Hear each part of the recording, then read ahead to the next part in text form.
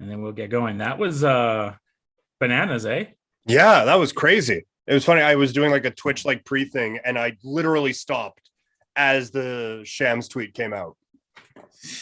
I was in the shower as Nah. it was going on. And then my phone just starts blowing up. Like, I think I could take a quick little shower before we get started. But what it is, what it do, everyone, we are live here on, well, we're recording this for audio for everyone to hear, and we are live on YouTube. I'm just sending all the links right now. So as we send out the links and everything like that, and then Peter, you can break it down, and then you can retweet everything afterwards. Echo, turn off. So your first initial thoughts. Yeah, absolute craziness. Who would have thought Goran Dragic would get traded? No, obviously the big one of the day, the Brooklyn Nets and Philadelphia 76ers with a sport-altering blockbuster with Ben Simmons, Seth Curry, Andre Drummond, and 2 first-round picks going to the Brooklyn Nets in exchange for James Harden. I think it makes both teams better. It certainly makes both teams more interesting. I think that from a Philadelphia standpoint, you could not waste this season from Ben Simmons. And now to get something in return for him is great. To get a potential superstar player in return is interesting. And I think for Brooklyn now, you can have a team that looks a couple of different ways depending on if Kyrie's available and if he is not. And it seems like things would be trending toward him being able to be available for a lot of the postseason run. And that takes a lot of the pressure off of Ben Simmons. I think this makes Brooklyn quite scary and very, very good. And not just the Ben Simmons part of it. I think including Seth Curry in this makes it a gigantic win for the Brooklyn Nets. And you think of what they can do when they have everyone out there. And you could run Kyrie at the 1, Curry at Curry at the 2, Simmons at the 3, or Durant at the 3, Simmons at the 4, and Claxton at the 5. There's so much you can do creatively with that team. I think that it's a giant change that is going to be a difficult one to maneuver mid-season, but it's one that I'm really, really interested to see how Brooklyn's going to be able to do this now. I think for Brooklyn, it's really interesting for them just from the sense of I'm interested to see how Ben works out of all this, right? They getting Seth out of it, which the sticking point seemed to be Matisse Thybulle. Just before, we were talking on air, like I jumped in the shower quick, thinking I could get a quick shower before we did all this. And the sticking point I was reading, like it was Matisse Thybulle that was going to be the kind of the thorn that didn't make anything work in this. And obviously that wasn't the case in the long term. I think the Nets made out like game busters in this, to be honest, just from, you get Seth Curry, so you more or less kind of replace, at least the shooting that you lose with Harden. You don't get the playmaking side, but you don't need the 3 playmaking side. And now, look, it's the same old kind of thing you're always going to say. No one can stop star player X, whatever. No one can stop Giannis, right? Mm-hmm. But you have someone that's at least capable of guarding him. And now Durant, who had to work his ass off against Giannis in that Bucks and Nets series last time, he does not have the task of guarding Giannis. That will go fully on Ben. And they will even tell Ben, we don't give a shit if you score. We got Kyrie and we got Durant. And Seth can even do some of that. You just play defense. That's what you do best. Yes. Yeah. And I think that's going to be his role now on this team. And he needed to go to a team that had some spacing. Well, with Kyrie, Seth, and KD out there, they're spaced, I would say. So he can go down, do his stuff at the dunker spot. And defensively, it seems like, I don't know if Ben Simmons said something to Giannis at some point in Giannis's career, but it does seem like Giannis enjoys going at Ben Simmons. And so that'll be an interesting matchup. But no, you're right. Like that, everything in the East right now is all designed on stopping that guy and that team. And now, like you said, that there is no Giannis stopper, but they come pretty close to it. And I think the Seth Curry involvement in this is just such a big add because, as you mentioned, I don't think you lose much of that scoring, especially when everyone is available to be out there with the James Harden. Like James Harden was better than Seth Curry for most of his for all of his career. All of his career, yes. Yeah, for all of his career. Yeah, I don't know why I said most. But I don't think that gap is as wide as it was now. Like this is also not James Harden of 5 years ago. It's not even James Harden of 2 years ago that you were trading. It's a guy who didn't want to be there. And no, I think this is like, I think both sides win. I think Brooklyn definitely wins more. And even the Andre Drummond piece is not nothing, because I think the way you got to look at this is the defensive matchup of thing, right? Like, so now you have a guy that can guard Giannis, and Drummond is just a body you can put on Embiid. If you have to deal with Embiid, he is 6 fouls on Embiid. He's a big body. He's not going to fully stop Embiid, but you had no one else to really put on Embiid. You had, Devontae Sharp, who is a rookie, who was not ready for that task. Nick Claxton, again, a young player, not ready for that task. Andre Drummond is proven to go head-to-head with Joel Embiid. We know they have a rivalry in the past. So it's a well-made player that can get rebounds, get out the way, knows his role. I think that's the best part about this trade that I love for the Nets is they got 3 players really that know their roles. I mean, Ben will have to be a little bit talked to about his role, but specifically with Seth and Andre Drummond, they know what the roles are. And I think they really hit the 2 kind of holes that they're going to have to deal with they had a problem maybe facing Embiid, and they had a problem maybe facing Giannis, and they've taken care of both of those. And I don't know what the health of Joe Harris is, but now whatever that is, you fixed it with Seth. So great job by Brooklyn. Yeah, and it's something, it kind of gets Brooklyn back to where we thought they were at the beginning of the season, not with a Giannis stopper, but we talked at the beginning of the season why we thought this Brooklyn thing could work is because they had the superstars, but they also had depth behind it. And now Ben Simmons, I still think they're superstars somewhere locked away in there. They just need to find it, but you still might have 3 superstars, and now you have improved the depth of your situation. I think it's great. I think Brooklyn, to just like look at those individual matchups that they were going to have to face and to get, okay, well, we're going to need that in this series. We're going to need this in this series.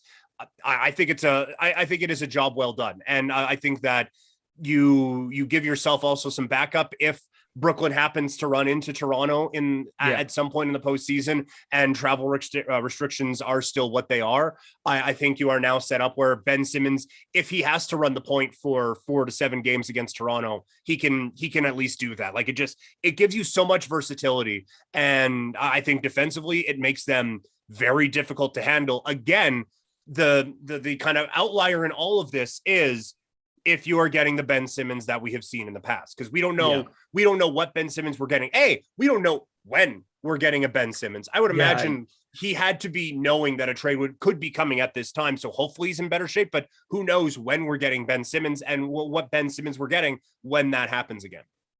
We're going to go to the Philly side of this, but another trade just happened. Boston has traded Josh Richardson to the Spurs for Derek White.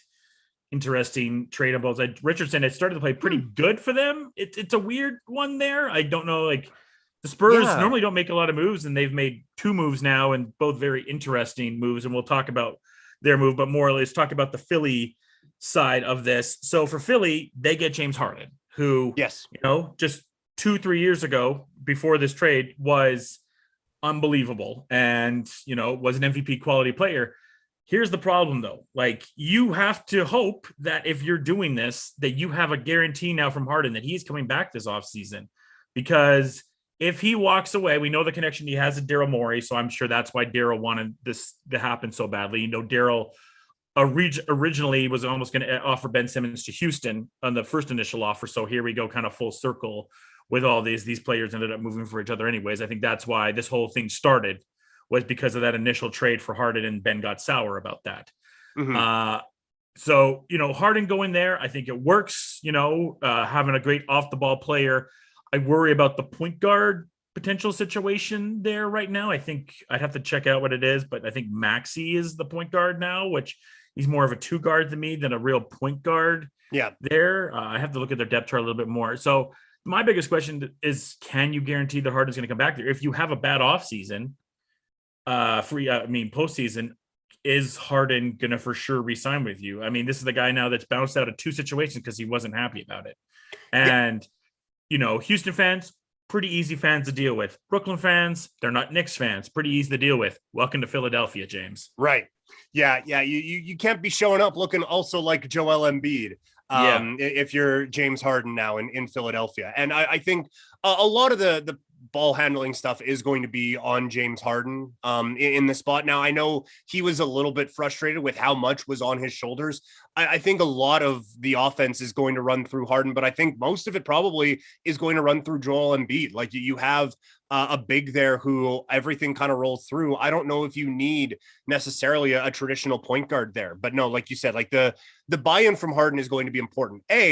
You have to have some idea that he's going to come back next year, but B, you have to know that he is committed this season, because he is far be it from me to comment on someone's body type, but dude is starting to look a little bit more like the final days of Houston than what I think Brooklyn would have been comfortable with. And that is not a player I want around Joel Embiid, who has put so much work into his body and to getting into shape so that he is capable of handling the grind of an 82 game regular season. But I need to know that buy-in is there, because they just gave up a lot for him. And I don't know, when you look at the shooting that you lose with a Seth Curry, how much you are really gaining with a James Harden in that sense. Obviously, I think this move makes Philadelphia better, but the buy-in of James Harden is going to decide how much better now. And from a basketball fit standpoint, if nothing else, I'm interested to see what this all looks like now with Harden and Embiid. Yeah, I wish they kind of would have tried to get more, like even get like a Javon Carter out of it, or a Bruce Brown. Like they pretty much just get Harden out of this, right? And some picks. Yeah, it's even Nick Claxton, or like even Blake Griffin, you know, like just to get something out. I think they got Millsap, I believe. Oh, right. Yes, they also get Millsap in there. But still, that's nothing though. Like that, Millsap is a zero at this point to me. He's not Paul Millsap. I would have been looking around the edges for a kind of guard, and that's why I would have looked at a Bruce Brown or a Javon Carter for them. Romeo Langford is also in the deal. So they traded Romeo Langford and Josh Richardson for Derek White. Is that opening up a roster spot to do something? Like, are they looking to open up a roster spot for a buyout guy? Who's going to go to Boston when you can go to the Bucks? Have 2 spots, by the way, now, which we're going to talk about in a second. Like that's interesting move. I like Derek White. I think he's fine. And by the way, this is just what the pod's going to be like for the next hour, folks. It's just going to kind of be all over the place. I like Derek White. I think he's good, but I don't think he's worth Josh Richardson and Romeo Langford. No, he's not give up 2 assets for good. Like I think he's a fine complementary piece, but that's not a trade I would have done. I'm interested now, because that seems like a setting up for something else type of a move for Boston.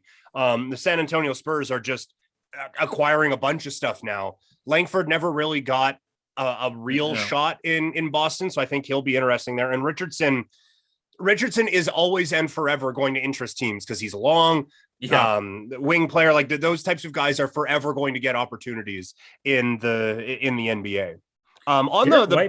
Derek White, by the way, is under contract for 5 years, 15 this year, 16, 17, and then 18 till 2024.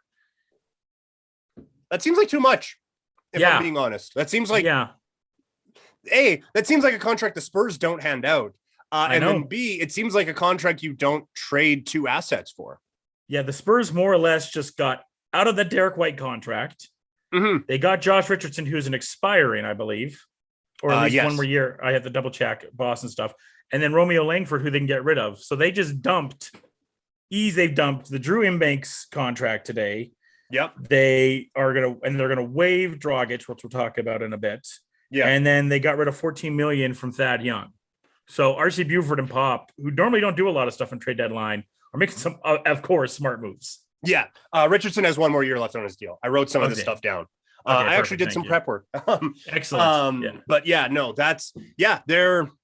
they're making moves in San Antonio. And like for a guy like Langford is a type of player a team like San Antonio, I think, should give a look at. And we'll talk about the 14 trade later with the Pistons acquiring Bagley. I don't mind bad teams just taking a flyer on guys. Sometimes it works out, sometimes it doesn't. Like the Raptors built an entire franchise on a move like that with the Rudy Gay trade. So I don't mind. I don't mind those types of deals. Just quickly back on the blockbuster, the Brooklyn one. James Harden is all Philadelphia's getting. The draft picks are going Brooklyn's way. There's no Millsap.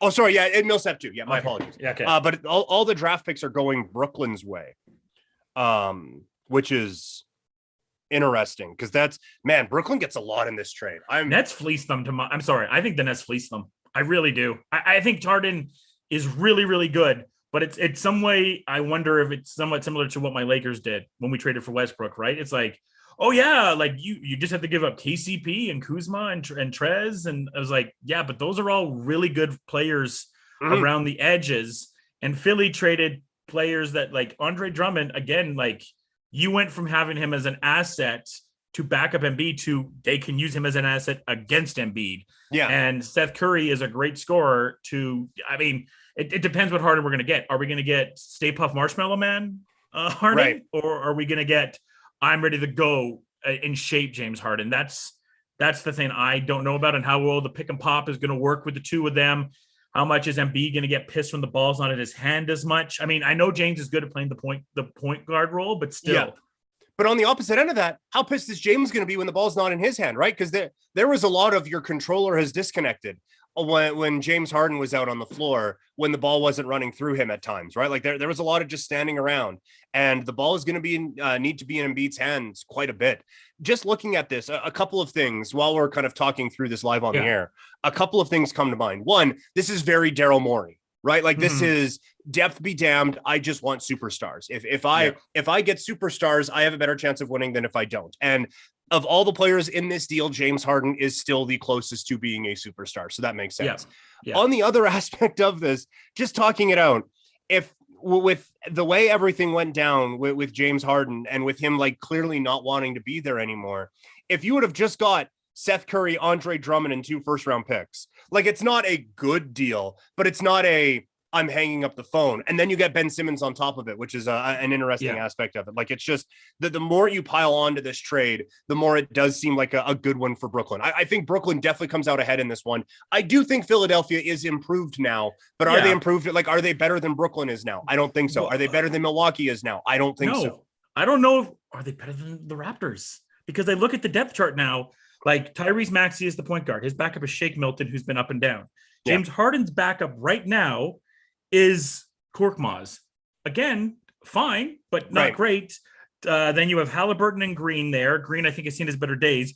Then you have Tobias Harris. His back is George Niang. Again, okay, but not, come a playoff, do I really want to trust George Niang? And the backup for Joel Embiid now, I think I follow the NBA pretty good, Peter. It's Charles Bassey and Paul Reed. No, those are made up names. Nope, you made those up. That's in like NBA 2K year 3. Yeah, totally. Yeah, that's I traded a bunch of dudes and got second round picks back. So now I got to roll with this guy. Get on the phone with the Lakers. And I'm not just saying this, like go even get a DJ just to have a body to back you up now. Because the Lakers will practically give you DJ for a second round pick. The one counter I would have to that, and this is or coming Dwight. from Go get back to White. Right. This is coming from a lot of the Raptor fandom in me.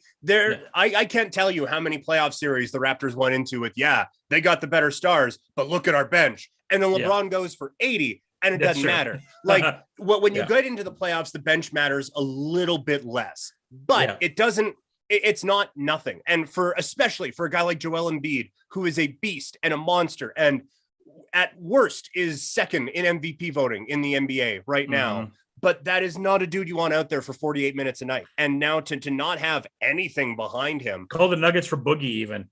Right. Yeah, go just anything, any kind of backup there. But behind him, they need something there. And the Drummond aspect of it, you're right, it is interesting. But you go on down, like who can you, with this trade, it's funny. I think Philadelphia is better with this. And now I'm shitting on Philadelphia in it. But with this trade, we've already established, we don't think they're better than Milwaukee. We don't think that they are better than the Brooklyn Nets.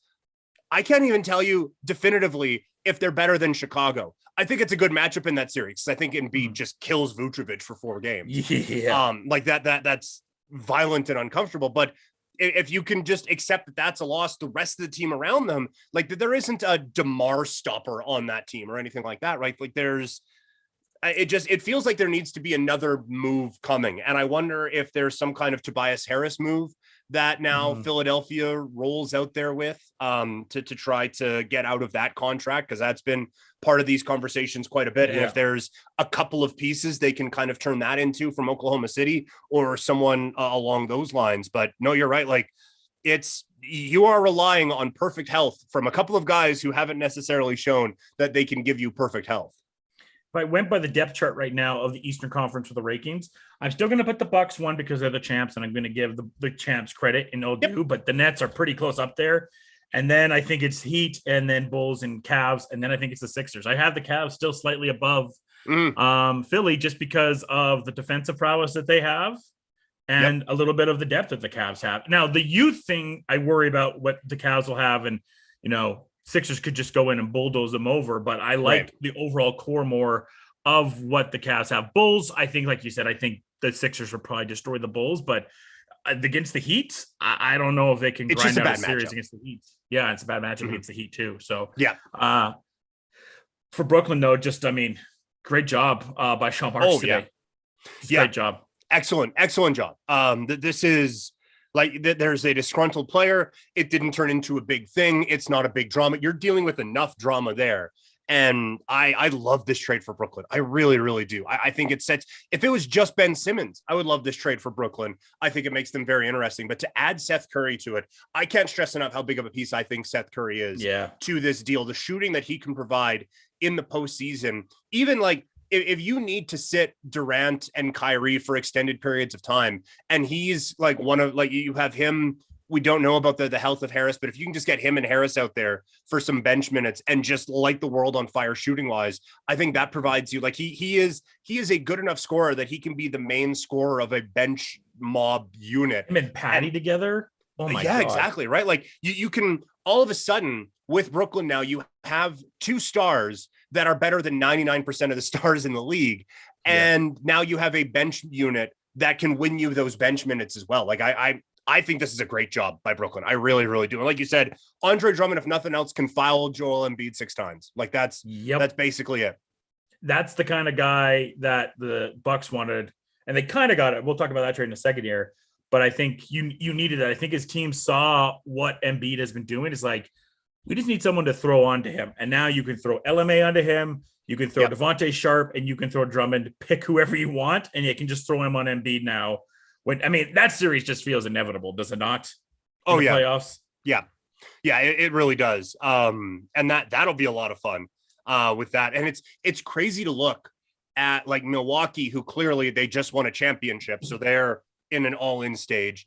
Brooklyn is clearly in an all-in spot with Durant playing the way he is capable of playing, and Joel Embiid is the best player in the Eastern Conference, at the most valuable player in the Eastern Conference this season. One of those teams isn't making the Eastern Conference Finals. Like one of those teams, and this is just assuming we don't get Chicago, Miami, or Cleveland coming in and making one of these teams slip on slip on a banana peel. Like, of all these teams that we just mentioned, someone's going out in the first round, and that's crazy. How good the East is. And I think because of this, like, we're still, as we're talking here live, we're still about an hour away from the trade deadline. And it sounds like Brooklyn's still trying to make some moves. And I wonder now, the next part of this, I wonder what some of the other dominoes are. Like, is there another Philadelphia move? Is there another Milwaukee move? Does Chicago try to get in on this? We've already seen, I think we've seen Cleveland's big swing, although I think they still have all of their draft picks that they could do. I don't think Kevin Love would be a guy they trade anymore. I think they want to keep on him. The Raps are right in this discussion now because Pascal's back. And it's funny because at the start of the day, there was some Porzingis stuff going around for the Raptors. Mm-hmm. And if this was like 3 weeks ago, I think Raptor fans were like, well, maybe Pascal for him. And now it's like, nope, we're good. Yeah. We are You're not touching anyone in that starting five. Pascal's back. Peter's jersey is safe. Rocking it today. Nice. Can't really see the way I got the camera set up. They're going to be a team that the Raptors are not an NBA champion contender per se. But if, let's say, the Raptors made the Eastern Final, I'm not going to be shocked. They are a team that nobody wants to face. Yeah, if I don't know if they're going to have an impact like playing it, like you said, in the Eastern Conference Final or Yeah. whatever, but whoever they play, they are going to have an impact on in the next round. You know, like Yeah. they are going to be that team where Milwaukee gets to breeze through Charlotte. Let's just throw out a team. But Philadelphia has to play Toronto, and that ends up grinding them a little bit, and that could be the difference. Like they could be one of those teams that they wear them down so that the next level is that much more difficult for them. I know that the trade today is getting is a little polarizing on the on Toronto Twitter. I love the trade that they made today. I think this sets them up much better than they were before. Like Pascal Siakam last night against Oklahoma City had to play 40 minutes. This is a team that needs depth, and Thad Young is comfortable coming off of the bench. He fits the style of play that the Raptors want to play perfectly. On this team, he could play the 5. And he has played the 5 before in stretches with San Antonio. He can play the 3. He is switchable. I think for a guy who we all thought was just going to be a buyout dude a couple of months ago, to turn that into Thad Young, who knows what Eubanks is going to be, but to turn that into a couple of different things, I think is a fantastic bit of business for Toronto. Yeah, I like it. I mean, it's funny, you know, the No Dunks guys, I was listening to them this morning, and Task Mellis, there's like 10 guys in the Raptors that are 6'9" now. Yeah. It's crazy. I mean, you got an asset for something that you did that for. I mean, I hate that the Spurs are gonna waive him, because I want him to just. San Antonio is great. A lovely city, but you know what I'm saying? Like, to rot in San Antonio and not have the opportunity to go to contender for what he did to Toronto this year, because it's not like he got traded to a bad team. Right. Well, that's the thing. Like, he is exactly what this Raptor team needed. Like if he could have accepted a role coming off the bench behind an all-star, then he is the perfect ball handler for that second unit, taking some of the pressure off Malachi Flynn, who it's not there for Malachi Flynn for what the Raptors need of him. Rare miss from Masai. Yeah, he would be great on like Orlando or like somewhere where just like it's my dream trade for the Raptors, by the way, is that they get Cole Anthony for Malachi by the end of the night. Yeah. I would take, but yeah, like he is perfect secondary ball handler on that second unit to help kind of guide things a little bit, because they don't have that, and that's where they're lacking depth wise. And the fact that he could have very much contributed to a clear playoff team and just didn't is incredibly frustrating. This isn't Alonzo Mourning or anything like that. Like, the Raptors are actually getting something in this, and I think getting something useful. But it's a little vintage for the Raptors. Haven't had to deal with this in a while. I mean, the first round pick, it kind of sucks to give that up, but I mean, it's going to be a late pick. The Raptors are going to be a playoff team the next few years, so you're looking at somewhere between 21 to like 28, hopefully 32. And then you get this late Piston pick, which more or less will be in some ways where the Pistons are, a late first rounder anyways. Right. Like you're moving back like maybe 10 spots in the draft for a Raptor team that like they do well in the back part of the first round. They do pretty well in the second round too. They've been able to find some gems there. So this is a Toronto team that I think is comfortable moving back in that sort of a way to get this deal done. And I think that Young, wherever he's gone, he just has excelled. You don't see any fan bases that are mad or like, yes, Thad Young is gone. Everyone is mad. I mean, I saw Bulls fans today like, man, we wanted Thad Young back. Yeah. And I think he's just the perfect guy for Nurse. You've seen a lot of names floated around there. I mean, when that initial 4-team trade was there, and THT, for example, was rumored to the Raptors, I'm like, as a Laker fan, I'm like, that's a guy that I can tell you Nick Nurse will not like. Yeah. Yeah, that one was concerning me quite a bit. Yeah.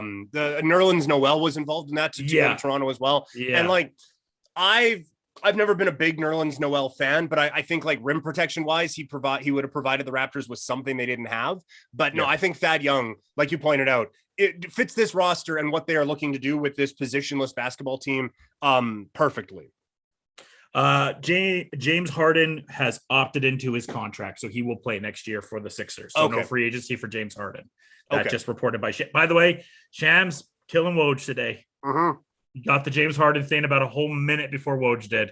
Yeah, he's been great. I mean, look, Woj got Romeo Langford in that deal ahead of Shams, so I mean, maybe that. But he didn't get that because Chris Haynes beat him for that. Chris Haynes. That's right. Chris Haynes is almost beating Woj today. Yeah. Woj is slacking. even Zach Lowe, I think, might have. So Zach you're Lowe right. had it too. Yeah. Okay, so we have about a minute, about a minute until the last hour of the trade deadline. And even after that, it's about 10 minutes or so. The stuff still trickles out of it. Just before we got to get to the rest of the trade. Oh, you got something? Yeah. Sneaky trade here. The Pacers are finalizing a trade. It's from Woj, so he's back on the board. Okay. Pacers are finalizing a trade to send Torrey Craig to the Suns for Jalen Smith and a future second round pick. What are the Suns doing? Yeah. The Suns, it is very clear the Suns are winning in spite of themselves. That is the dumbest shit I've seen so far. That's a hell of a trade for the Pacers. That is worse than the Halliburton trade. Yeah. I kind of like what the Pacers have done. Pacers are fleecing people. Yeah. they're taking all the shots you should. This is a great deal for the Pacers. And like for the Suns, it's not good. Like it's giving up on a young pick way too quickly. It is all the counter to that, just to play devil's advocate for a second. It's a kid you're not playing at all. And maybe Torrey Craig can get you some, but not for Torrey Craig, man. Right. Yeah. Like at least get Goga. At least get Goga. Fuck. Like, I know you're not going to get Miles Turner for that, right? But the one rumor trade was that they were going to get Thad Young for him. That was the original trade of that they were going to get Thad Young for him. So just getting Torrey Craig, who I think is fine, but Jabari Smith is a 11th overall pick who they were too cheap to pay. First of all, and he will probably resign, but they still have to worry about Ayton, who will be an unrestricted free agent this summer. And by the way, I think he's restricted, isn't he? I think they can match. Right. But still, so they have to worry. But they have to worry about that. And what if Portland now, who has $60 million and still can trade Nurkic in the next hour here, comes with the bag for him, or Oklahoma City does, or whatever for Ayton, and then all of a sudden you had at least this young center. And that pick was always bad because Halliburton was there, Cole Anthony was there when you needed a point guard. And then you took this kid who had a lot of promise. And, in the last few games that I've seen with the Suns, I'm like, oh, I like this kid a lot. And then you just trade him for just Torrey Smith. Yeah, it's a waste of a pick. It's a waste, and it's a waste of a pick, and then there was nothing done to help develop him into something that maybe makes that pick worth it. Like he's immediately put at the end of the bench and immediately contributes nothing, and they don't even try to develop him. Like I think it's a hell of a deal for Indiana. And Pacers A+ this offseason. This trade season they've done phenomenally well, and now it is almost at the point I don't think they have to trade Turner. Like you look at what they've been able to do here. You have Jalen Smith now. You have Halliburton. You get Healed as well, who I think there's something there. I know Laker fans would much rather he's wearing a different shade of yellow right now. And then he's a really good young player too, Indiana. Like he's really good young player. Really good. Ticket here. Come on. But you put Miles Turner with that group, there's something there, and I like that the Pacers are going more the young player route than just give us 1,000 draft picks. Like I think that's a real interesting way of going about this. But this is a home run. And even if Jalen Smith turns out to be nothing, it costs you Torrey Craig. What are you doing with Torrey Craig if you're Indiana? I don't even know what you're doing with Torrey Craig with Phoenix, to be perfectly honest. But I don't really get it I thought for Phoenix, I mean, if it came down to that, they could have just put in Dario into there. They could have afforded Buddy, who Indiana does not want. They want to get rid of his contract. I would have just given them Dario, who's hurt. You're not going to use them. And if you had got Buddy in there and have Buddy off the bench, then it would have been like, oh my God, the Suns. That's the worst trade James Jones has made. And I don't get it mad at James Jones for a lot of that, because that's a lot of Robert Sarver. Yeah. And, the Suns kind of being better than, they should, because in spite of how cheap Robert Sarver is, it's kind of amazing that they are in the position they have because of how much of a cheap ass he is. He didn't pay Ayton. He was surprisingly paid CP. And they didn't even pick up the option for Smith. So I think we all kind of figured that was going to happen there. Like the Suns are still the top team. I would say they're the favorite for the NBA title, despite even what the Nets did. But that's a bad trade. It's a bad trade. And it's mismanagement up Yeah. and down, all the way along. Like just everything you went through. Like the option isn't even that expensive. It's like $6 million. Like it's cheap Yeah. to just like, I'm sure that there are definitely worse contracts in the NBA. There are guys making a lot more who would do a lot less than Jalen Smith would. So no, that's a bad one for Phoenix. And it really shows the power of Chris Paul. Honestly, Chris Paul just moved up my MVP rankings a little bit. The fact that he can have this team winning while they're being mismanaged so poorly. God. Well, since we're on the factor of the Pacers right now, let's kind of do a little bit of backtracking right now. I talked about this trade with Michaela, but I want to get your thoughts on it. We are now about an hour less, we're less than an hour now to the end of the deadline, and my Lakers have not done anything, so I'm getting very, very nervous. But just on that initial trade, I think last night, it kind of heated things down a little bit with the Sabonis side of seeing what he looked like for Sacramento. And I actually, and now kind of having time to digest everything, and with the trade made today, I actually liked everything Sacramento has kind of done. Mm-hmm. But still, you don't give Tyrese Halliburton up. No, that was like when I saw Sabonis, because it came out Sabonis to the Kings first. I was like, I like this. I like a team. Like, does this mean Sacramento? Does Sabonis on Sacramento mean they're going to win a championship? No, but just try to get better. And I appreciate just want to be in the playoffs, man. Yeah. They've just been poverty. They want the playoffs. And so in an era of tanking, I appreciate that. And then you see it's Halliburton, and it's like it's doubling down on the wrong dude.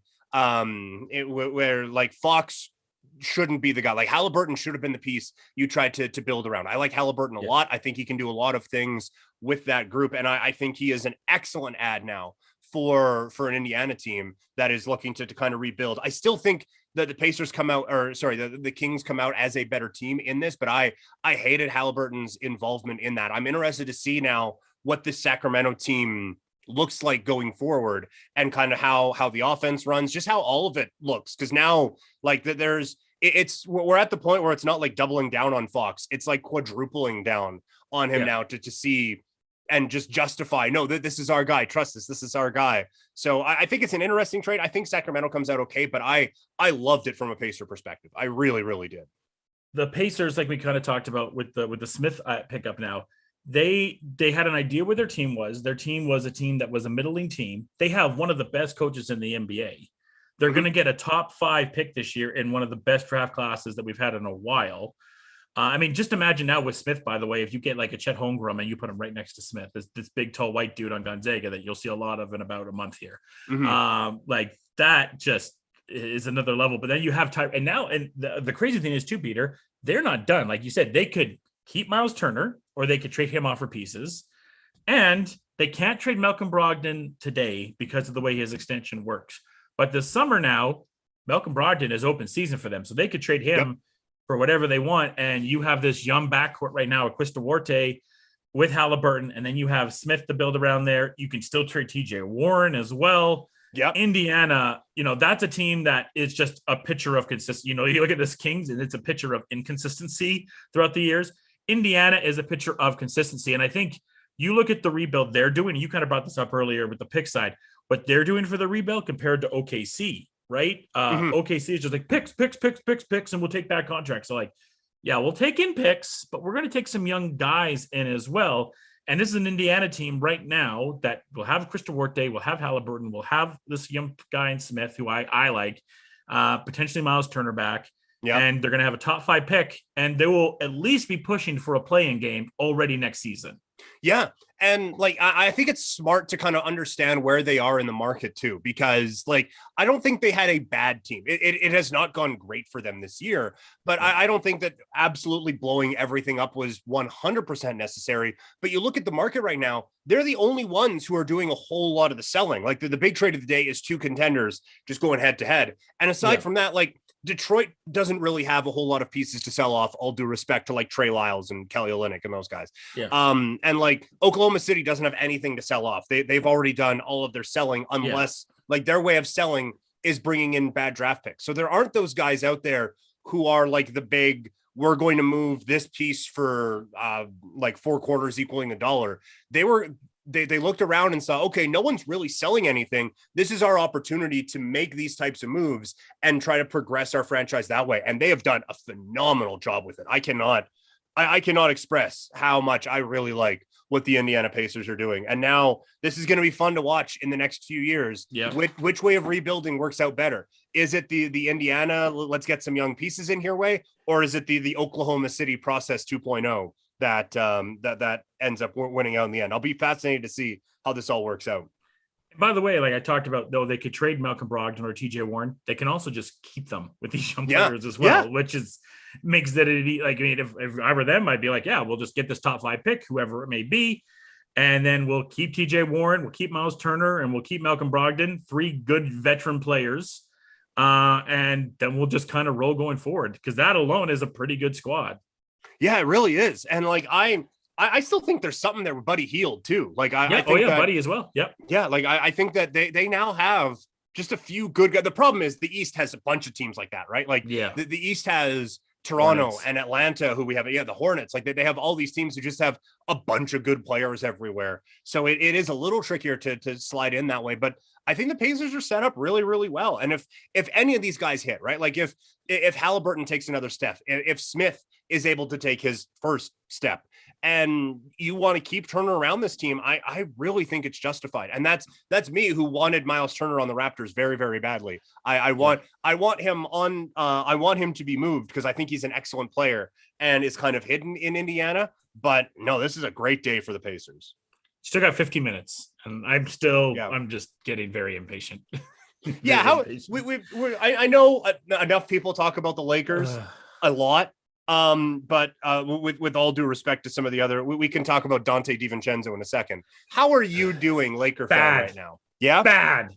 I joked to a buddy last night. I'm like, man, if we don't win this night, I'm selling all my Lakers gear and I will no longer root for this team. And then of course they lost. I'm like, well, it's about that time. eBay. That was a bad one. That's a bad loss to have at this time too. Yeah.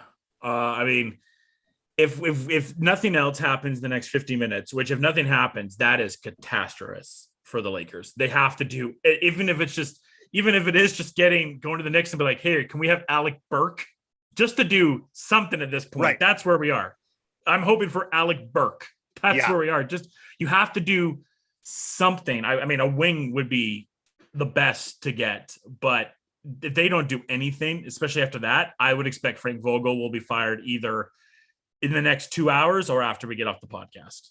I cannot imagine Vogel coaches the Lakers against Golden State on Saturday. It's crazy because you look at, like, I put it's not as like panic button as the Lakers because just the level they're at. I put kind of the Knicks in the same boat where I'm surprised they're not doing anything. And you look at all these trades with all these pieces that would have worked. Like I made the joke last night where I'm just, every trade I'm going to ask, hey, would you have taken that for Westbrook? Hey, would you have taken that for Westbrook? Would I have taken Romeo Langford and Josh Richardson? Yes. Yeah, Richardson would be a great fit on the Lakers right now. 2 players that can play defense? Yeah, because you're seeing more and more like how much KCP is missed and how much Kuz is missed. Defending, I mean, I'm surprised we have seen nothing from the Wizards yet.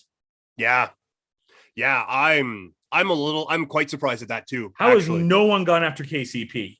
Mm-hmm. If I was Philly, I'm like, yeah, let's go get KCP. Let's go get. I mean, if I was Philly, I'd go get Spencer Dinwiddie. I know he's been up and down, but just as a backup kind of point guard, at least to Maxey, that's right.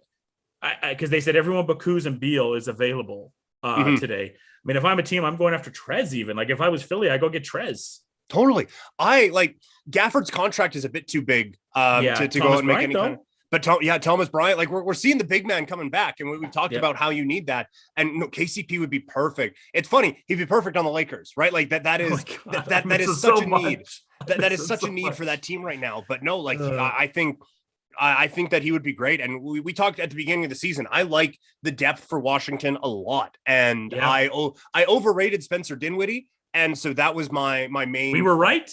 And then we were very wrong. Right. Yeah. Oh, I was rolling that first month with Chicago, Cleveland, and Washington, like 1, 2, 3. I was like, man, I am Notre Dame over here. But that didn't necessarily work out. But there's a lot of depth pieces for Washington that I think that they could do quite well in. But just the whole trade market is passing everyone by. And with the Lakers, like the issue is, and we've talked about this before, there's no flexibility to do anything, right? Like you don't have a first round pick till 2027. Your big home run swing is a dude who's a 73 overall on NBA 2K. I don't know. Like the Lakers need to do something, but it keeps coming back to I don't know what they can do. They can't take on a Derek White, even though like he would kind of fit. Jeremy Grant. Right. You can't do that unless Westbrook is involved in some kind of wild three. Well, you can technically do it. It would have to be none. I think like an Ariza and THT and that pick. But why would the Pistons do that? Right. Exactly. Yeah. So it's like you literally can do some of these things, but is any team going to want any of your pieces? Like you wasted all of your trade chips on a guy who doesn't fit on your team. It's as we're getting closer, we'll go back to the teams. I've thought about it, Peter. I would do the John Wall trade. Really? I would do it. Woo. Care to show your work? Explain. He can shoot better. I think he plays better with LeBron and AD. And to make it work, the only reason I would also do it is we will give you the pick in THT, but I want Eric Gordon back. And then I would do the trade. If you give us Eric Gordon back for THT and the pick and the first round pick, I would do that trade for THT. Gordon would be such a fit there. Yeah, I would do that trade then. And I think that entirely changes the team around because I think Wall can still play. And I think he's much more of he's not going to miss layups next to the rim. Fair. Yeah, the bar's low. That's fair. Yeah, I like that. I would do that trade. If I was Pelinka right now, I call up Houston and be like, fuck it, let's do it. And that might happen. Like that might be at for us 12:55 p.m. Just shit. We got to do something. Man. I'm sure him and LeBron are going back and forth right now, being like, "What it would is it better to have John Wall than Brody?" Right. I don't know, man. Get on the horn and try to get Buddy Hield out of Indiana. I don't trust me. I've gone on Trade Machine and 2K, tried every single way to see if I can make that work. Also, it may have pained you. My Twitch stream of fixing the Lakers, I did it in like 15 minutes. So what did you do? So just immediately trade finder, Russell Westbrook. What can we get? It turned out Russell Westbrook and Dwight Howard for Drew Holiday and Brooke Lopez fixes a lot of your problems. There's no way the Bucks would really do that, but I would do that in a second. Yeah. So there was, most of the trades where there's no way this would end up working out, but the starting five for the Lakers now, we got Drew Holiday, we got Thibault, I got LeBron at the 3, 80 at the 4, and Mitch Robinson rocking at the 5. So I don't know what the Lakers' problem is. I fixed it in like 20 minutes. There you go.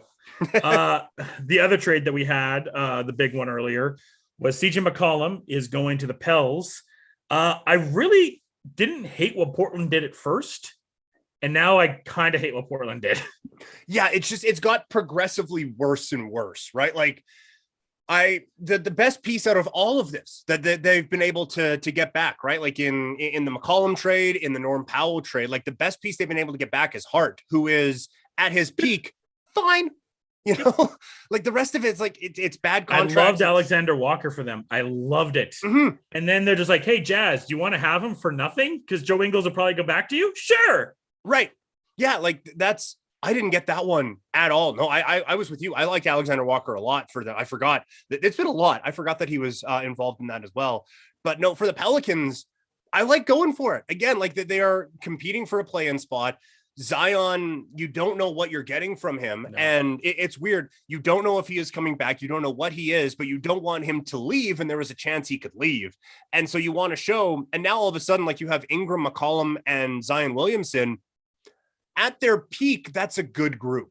You know, like at their peak, that team is interesting to me. So I like what the Pelicans did for Portland. Like you said, like it's just been getting worse and worse and worse. And all of it is in the name of freeing up cap space, right? Like you said, they freed up enough room that they can go make a push for Ayton. Or they have enough room that if they star player X becomes disgruntled, they can go out and make a trade and hope that playing with Damian Lillard is enough. I think it's clear that this is not a complete teardown. Like Lillard, they want him to come back next year and they want to build around that. This isn't just blow it up and start over again. Well, and that's a guy on their team. I'm wondering if Nurk had a great game last night. I'm sure that I think it was a good showcase off for Nurk of, hey, Nurk's a bit. So I wouldn't be surprised here in the next 40 minutes or so if we do potentially see a Nurk there, but they have a nice set of future there. They have Anthony Simons, as we saw last night. He balled out. Nas Little, they have a lot of faith in with him going forward, but they just kind of went hard on the picks side of things. And a lot of them, like, you're going to the Pelicans, who you're really hoping that they don't make the play in. You're going to a Jazz, that's going to be a late first round pick. Yeah. And it's a Pelicans team that's been okay at drafting. They got lucky with Herb Jones. Alexander Walker, it never really made sense. Then they got him. Kyle Lewis has not worked out the way they wanted. Jackson Hayes hasn't really worked out. Zion is fucking Zion Williamson. So that was kind of a hard one to miss on. And even now it's like, maybe you should take a Ja Morant. So, they don't have the Pels don't have the greatest track record of drafting. So where they go going forward, I don't know. And Portland, even, they got Simons and they got Nas Little. Those were kind of lucky, but they haven't had the greatest history of drafting particularly either, as hence why Damon CJ only really made it to a conference final once and really maybe shouldn't have, as things went different ways.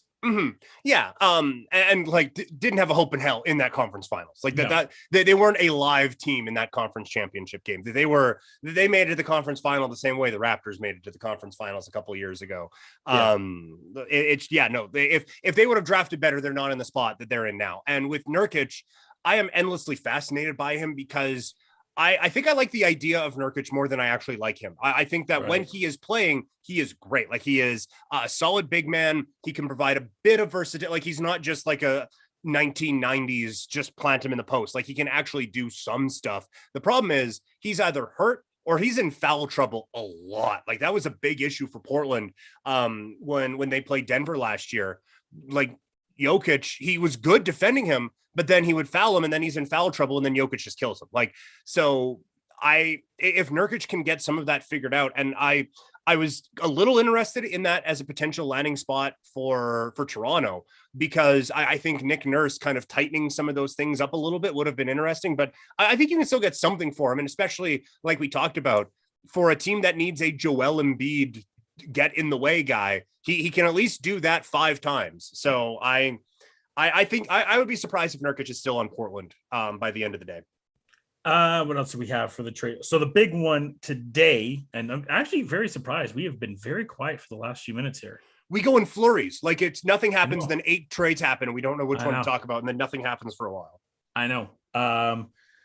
So then the big one today, the 4-teamer. So the Kings get Dante DiVincenzo, Canadian Trey Lyles, Josh Jackson for his 50th chance. The Pistons get Marvin Bagley. The Bucks get Serge Ibaka and 2 future second-round draft picks in cash. And the Clippers get Rodney Hood and Semi Ojeleye.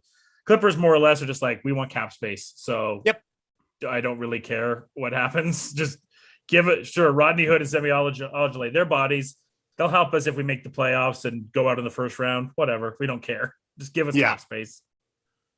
Yeah, that's basically what those guys are there for, right? Like, Rodney Hood is fine.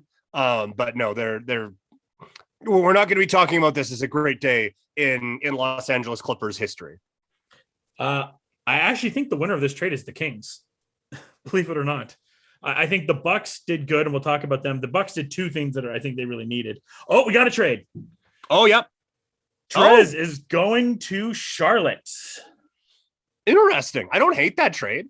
No, we'll see what's coming back, I guess, but I don't hate that for Charlotte. No. But the Kings needed shooting, right? Because they traded Buddy and they didn't have shooting anymore.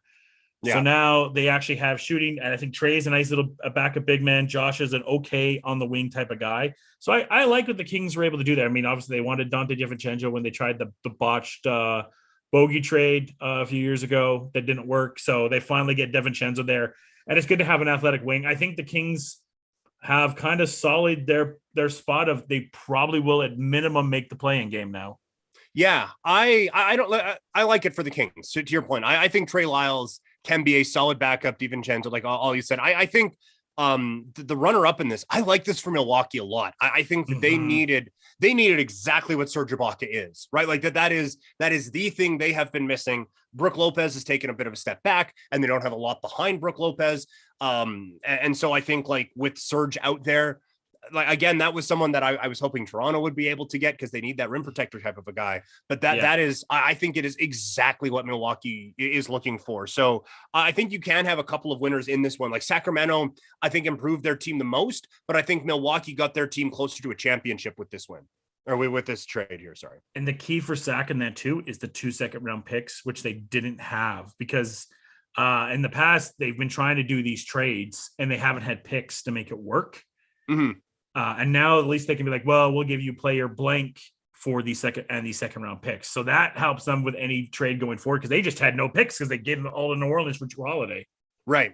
Yeah. So that it's a good trade. And I don't mind what Detroit does here either. Like we talked about before, just throw it. Maybe Bagley works in a new situation. You know, you've got Cade. Yeah, team's gonna be dog shit. So just see what happens. And now Cade, I'm not as big on Saddiq Bey as others are, but he's fine. And now Bagley, like just give it a look and see. And if it doesn't work, trade him for a 2nd-round pick or something. Yeah, I think he has a chance now to be in Detroit. He's not going to be. I mean, it wasn't the main focus of Sacramento anymore, but he was disgruntled. He wasn't happy there. I loved him out of Duke. I'm actually surprised he has been as bad as he has been. Yeah, in the NBA. Obviously they're never going to forgive themselves for passing on Luka and Trey in that draft. That's going to always be unforgivable. But the past is the past. You got to move forward with everything, right? At this point now, so they get a good player in Dante DiVincenzo who can shoot the ball. The Kings get into a decent spot, and for the Pistons. Yeah, it's an interesting set of young guys there. I don't think Killian Hayes is going to work. I think that pick didn't work out, but Cade has definitely worked out. Sadiq is whatever. Yep. Isaiah Stewart's not bad. So it's just another guy to be like, we're trying to figure out our future here. We're going to probably be in the lottery for 2 more seasons probably, and we'll see what happens. The Wizards are just jumping people now. Aaron Holiday to Phoenix. Yeah, that I do like for them. Yep, I like that for Phoenix. That's it doesn't make up for what they've done so far, but yeah. And it is Vernon Carey and Ish Smith going back to Washington. Ish is back to Washington. Yeah, for Montrezl Harrell. So see, nothing happens, and all of a sudden we get a couple back to back. So Aaron Holiday to the Suns, it makes sense. It works. It's not a game changer, but it's a talented basketball player that they've acquired. So good for them. It's a good defensive guard backup they're going to need against a Clay or a Steph if they go forward, right? Or a Jaw. I kind of look at, we haven't barely talked about the West at all, right? And who's going to really matter. We've talked so much about the East. To me, is there really only 2 contenders for you in the West, or would you consider Memphis a contender?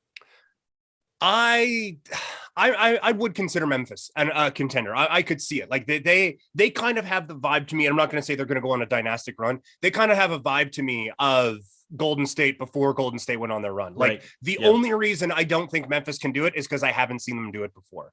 The team that will continue to fascinate me, and I still think they should be making something else. The Utah Jazz, like you have 2 guys who are like that, and I know it's sucked in the playoffs before, but I can't just write them off entirely. Yeah, that's fair. As it's them and the Nuggets, I have in the same. Them Nuggets and Dallas, I have in this. We have our contenders, right? So we have our Phoenix and we have our Dubs. Then I have my huge question mark on Memphis, and then I have the fringe contenders of Utah, Dallas, and Denver. Yeah, those are the teams that should be better than and Denver has the excuse, right? Like Murray's hurt, Porter's hurt, like the injuries have killed that team. But for Utah, like they should be in that top spot. And the reason they're not is because we haven't seen it. And Dallas, another team who you guys going to do something here before we get to the end? Are you just going to hope that Dragic comes to you? But if I was Dragic, why would I go there? I'd rather go to Philly and be a backup and be the point guard there, which I'm going to get opportunity, or I'd rather go to Milwaukee. Mm-hmm. Nope. I'm not going to win a championship in Dallas. I mean, and then the last part of the West is just Lakers, LeBron, can't cut him out. Yeah. Yeah. And Clippers, if PG and Kawhi have better healing powers than we think they do. Minnesota will just be a fun, not as much as the Raptors, but they will be a pain in the ass for a team. Yep. Yeah, I agree. I think New Orleans might be a bit painish. If Zion is healthy, then that is going to be interesting. Yeah, that'll be a bit of a scare for at least the team that plays in the play. Like if it's, could you imagine Zion against the Lakers in a play-in game? Well, right now it's Clippers and Lakers. I do. I think one of those LA teams is going to not be in there. I think the Clippers start to fall off here a little bit. Yeah, and then it's Memphis, it's Minnesota, and the Trailblazers and the Pellies. But I think that spot eventually, Zach, I think will slip their way into that. I mean, I think the Lakers have a good enough of a lead. They will probably stay with the play-in or the 8th seed, but who knows with how everything's going. I mean, we'll see what happens. I could see the Clippers. I could see the Kings taking the Clippers spot in there. Yeah, I don't think Paul George is coming back. No. And I think that's why, like, the Clips, you've kind of seen them go around the edges of stuff. I think getting Norm for them was a great get. Like Norm next year, experience with Kawhi and everything there, having a guy like Norm will be huge for them next year. They have another guard scorer that they didn't have in the previous runs, and having a combination of having Reggie and having Norm, even if they come off the bench a little bit and give Kawhi and PG a break. I think that was a great get for the Clippers. Yeah, it's that same thing I was talking about with Seth and with Joe Harris, where it's just like you can win bench minutes with those guys, and that's not something the Clippers necessarily had a strength in before. So no, I like that move, but everything for the Clippers is geared up toward next year. So we have half an hour left, so we'll kind of keep some of the basic discussion going here as I talk about those contenders. Memphis, I don't like. Memphis was the team I like for Sabonis, but overall, I don't think they don't really need to do anything. Utah is the team like Utah still needs to make a move. Yeah, they need something for when Gobert doesn't matter. Like for a team against a series against the Golden State or they something where Grant. Yes, something like that. Yeah, they need that. For Memphis, the only thing they can do is if they want to piece together, like they got a bunch of dudes, right? Yeah. If they want to piece together some of those dudes and make a move, for like a giant name out there, but now that Sabonis isn't out there, unless Dame Lillard is healthy and acquirable, I don't see Memphis making a move that really changes things. I think they're going to go with, we just got 10 guys who are going to make you work. Memphis fans don't want to hear this, but if it was on a better contract, I would have maybe gone after Julius Randle just for a new setting of things, but not in that contract now. I mean, the Knicks have been very quiet so far. I thought that we'd hear more from the Knicks. Yeah. And they've stayed very quiet. I mean, again, they're kind of in a situation kind of like where the Lakers are, just really shitty contracts that no one's going to take that Fournier contract. No one wants to take on the Derrick Rose contract. No one wants to take on the Julius Randle contract, really. And you're to deal with, I think some teams may just be done. Like the Raptors, I think they got Thad Young and they're good. I don't know if the Raptors are going to do anything more. Yeah. The thing that I think that the Knicks are kind of relying on now is someone gets desperate, like a team that sees, okay, well, Brooklyn got better today. Philadelphia got better today. But the problem is, like, Cleveland's not acquiring Julius Randle. Chicago doesn't need a Julius Randle. Chicago's main additions will be health. Yeah. Can we get back Caruso? And the one move the Bulls have is Pat Williams isn't playing this year. Do we swap out Pat Williams to have something for now? That's their move. But then, like, what they need is a big body to help with Vucevic against Embiid, because that's just that is such a loss for them. But then aside from that, like, that's a really good team. So I think the Knicks' best hope right now is that someone sees everything happening in the East out West and gets desperate to make a move.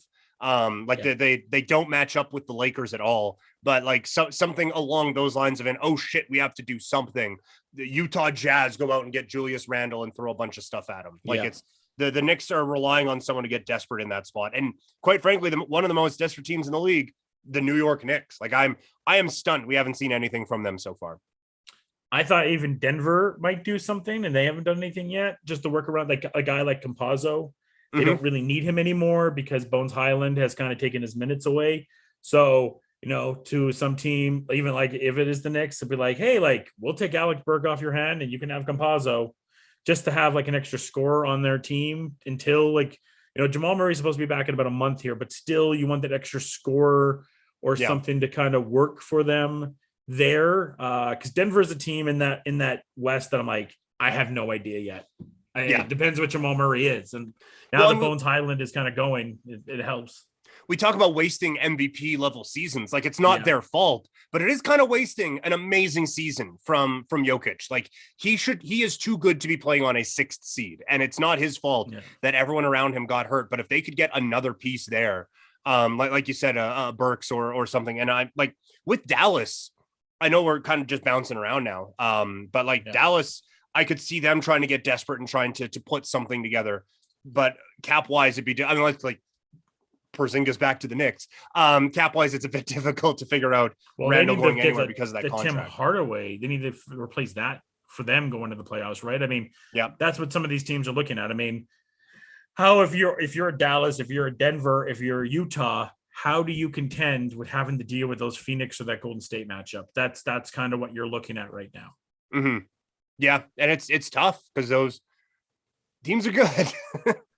Yeah, like Golden State, I thought may do something in the post side of things because we don't know Wiseman's health yet. Yeah. And like you have a Moses Moody who's not going to really play for you that you could swing somewhere still potentially. You can kind of work around those edges, and they didn't really do that. I mean, I kind of think they're just going to stand still. I mean, I think, again, some of these teams, the biggest acquisition they have is health. The Bulls, it's health. It's about getting Caruso and everyone there back healthy. And same with the Dubs. It's like, we just want to get Clay back in his rhythm and kind of get everything gelling and hope Draymond. And that's why, like, for the Dubs, that is the one surprising thing for them. I thought they may try to go out and get someone that could just get rebounds because we don't know what Draymond's back is like. Mm-hmm. No, and that's fair. I think for Golden State, they could have gone one or two ways. Like they could have gone giant move, try to like package a couple of their kids together and make a move, or just completely do nothing. Because the thing with Golden State right now is their biggest thing. Like you said, people are getting healthy, but Clay's been gone for a while. And in that time, like Wiggins has stepped up, and I'm not saying, well, you need to figure out how to split the ball between a guy who's a future Hall of Famer and Andrew Wiggins, but you need to figure out how this offense runs. And so much of what happens in Golden State and the reason why they fell off a couple of years ago and were able to work back is so much of it is just based on continuity and knowing where everyone's going to be and all of that off-ball movement and everything like that. And they just haven't been able to mesh since Clay's come back. I think they will get that figured out. And I think people are a little too quick to count Golden State out in this. But I think if they were to go out and make one more big splash, that's just another cog that they need to try to figure out that it would just be difficult to try to figure out. I really thought when the Brooklyn trade happened, the Simmons and Harden trade, I just thought everything was going to happen because it kind of felt like one of those things that like everybody was kind of waiting. But I think now everyone's kind of weirdly posturing right now. I mean, we may get the big breakout here or we may just be done where as far everything goes. Because I kind of look at some of the teams. We got one. Thank you. Hey. Spencer Dinwiddie. He is going to Dallas. That's interesting. Secondary ball handler behind Luka. That may be for Tim Hardaway is my guess. Yeah. That's a good call on that. Because he's more or less replacing Tim. And Shams, by the way. Shams gets this one. And the Nets right now are trying to work out a package to get Miles Turner. Oh my God. They're trying to do something with Nick Claxton and picks. Man, and that's the thing. Like Indiana's not looking for picks right now. Well, maybe they are. I mean, look, if they are able to get all of these young pieces in and then picks on top of that. Now, Brooklyn doesn't have a ton to offer picks wise. No, they don't have a ton to offer because they give a lot of. See, if I were Indiana and you want Miles, you have to give me Cam Thomas, who's a really good young player. You have to give me Nick Claxton, another decent young player. Yeah, and because the picks aren't there. Like they owe Houston in 22, 23, 24. Oh shit! It's for Porzingis. Holy cow! Whoa! Shams bomb. Jeez. Well, that changes everything. Oh my God. Wow. What? I wonder if I mean, obviously there has to be more involved. It wouldn't just be a 1-for-1. What the fuck? Man. That okay, so Woj is having it right now. It's a trade centered around Porzingis and Dinwiddie. Like, if you're a Mavs fan right now, are you happy? You better be getting Kuzma back. Yeah, no kidding. Or Hey? You better be getting at least KCP or Thomas Bryant back as well. Yeah, because like if it's just Dinwiddie, I guess you just move Luca to be a big, like he's a point forward again. I mean, he kind of is anyway. Yeah. And then like you have Dinwiddie as kind of your It's one. Spencer Dinwiddie and Davis Bertans, according to Tim McMahon from ESPN. So you got like, did anybody win the trade? One bad contract for another not quite as bad contract, and Spencer Dinwiddie, who's been bad this year. Yeah. Huh. Look, Bertans isn't terrible. It's just he's not what his contract is, right? Like he's one of those guys who fine basketball player, awful salary cap hit. And so he's an interesting piece, at least on this Dallas team. I don't like that trade for Dallas. I would have just kept Porzingis. I just would have kept Porzingis, and I would have saved and then I would have brought in Dragic. I don't like that for them. That's bad. Because Porzingis, like, okay, so how long does he have left on his deal? Porzingis has 2 more years after this one. So he has 2 more years, but Bertans has what?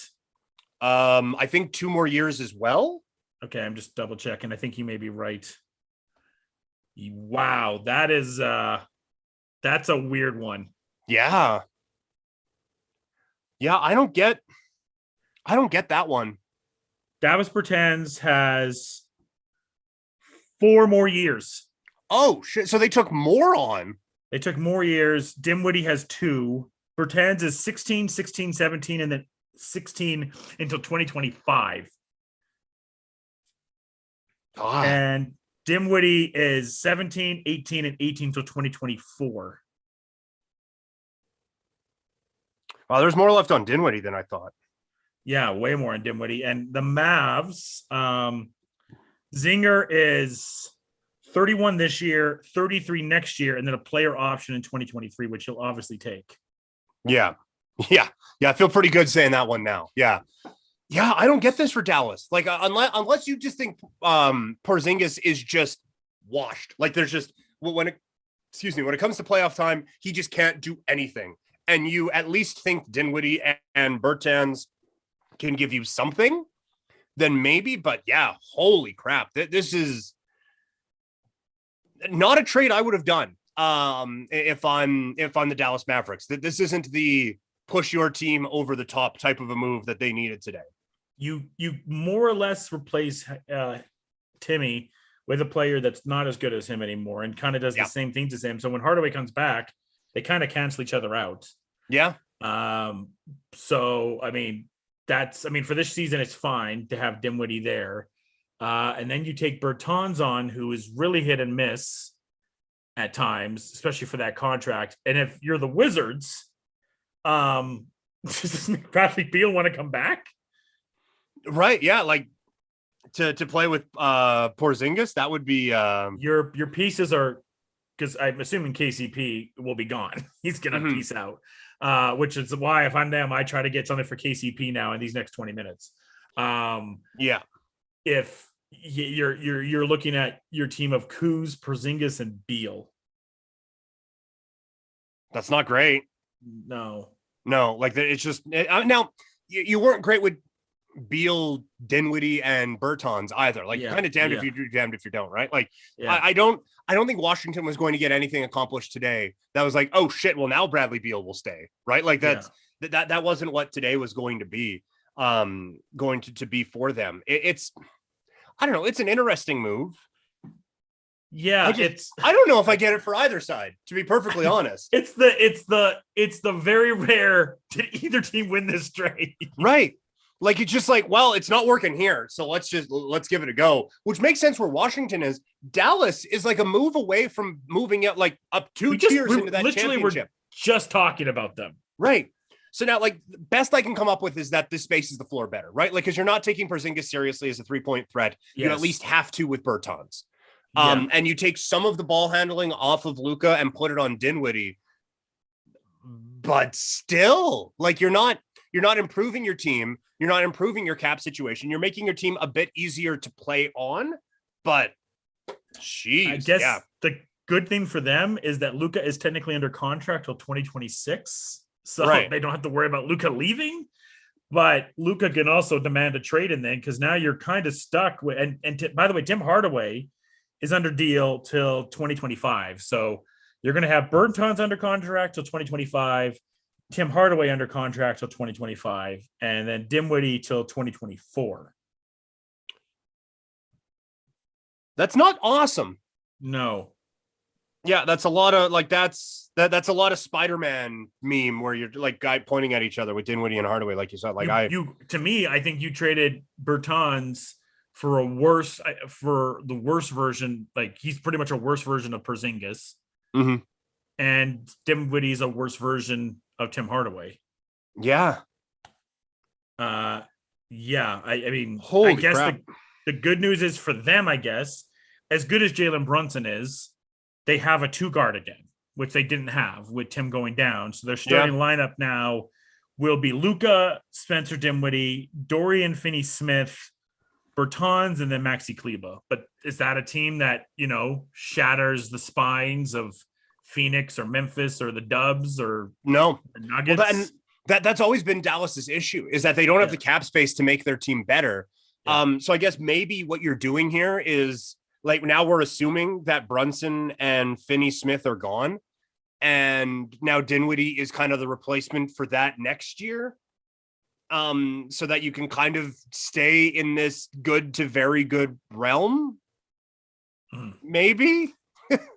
The Lakers are in talks right now with the Rockets, apparently. So we'll see. For Gordon or for John Wall? For the John Wall trade, yeah. Cool. We'll see. We'll see what happens down the wire here. And like I said, the Knicks Claxton trade.